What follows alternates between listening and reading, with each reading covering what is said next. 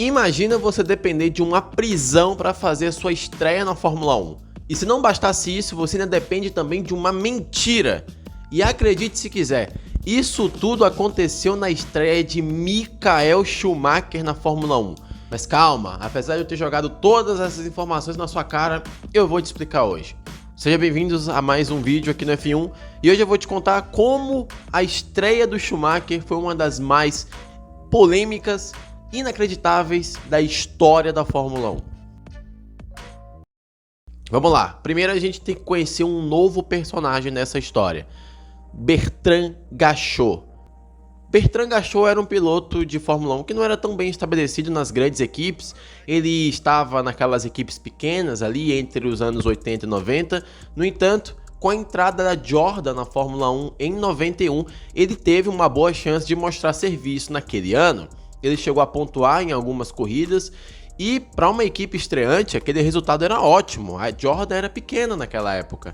Só que antes dele começar a correr na Jordan em 91, aconteceu uma coisa um pouco curiosa e triste na vida dele meses antes. No final de 1990, Bertrand Gachot se envolveu numa briga de trânsito com um taxista, no qual, na hora ali em que um pega a gravata de um, que um pega a camisa do outro, ele sacou um spray de pimenta e jogou na cara do taxista. O cara ficou meio perdido na situação, Bertrand Gachot saiu e o taxista processou o Gachot por causa daquela confusão.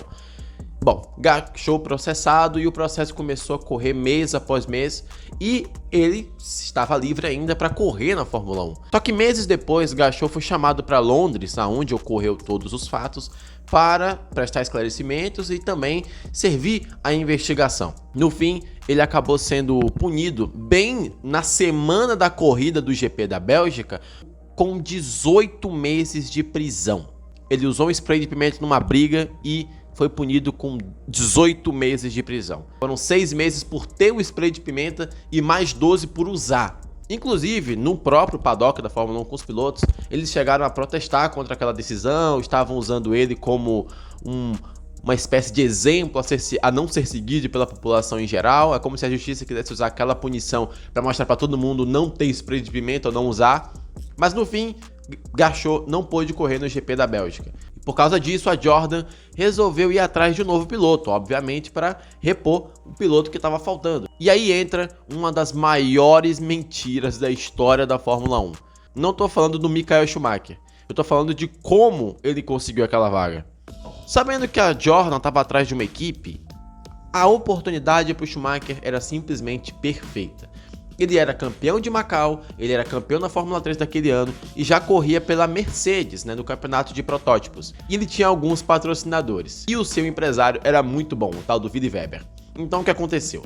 Willy chegou para a equipe Jordan e disse que ele tinha um piloto que era ótimo para aquela situação e que principalmente conhecia muito bem o circuito de Spa. Só que tem um detalhe. O Schumacher nunca correu em Spa até aquele dia. Não suficientemente, os patrocinadores ainda fizeram um certo agrado, a Mercedes mandou um dinheirinho ali para Jordan para conseguir a vaga para o piloto dela na Fórmula 1 e no fim, depois de fazer um teste, Schumacher conseguiu a autorização da própria equipe para correr na Jordan. Inclusive a Jordan queria o Schumacher por mais algum tempo além daquela corrida, mas aconteceram algumas coisas que eu vou falar já já.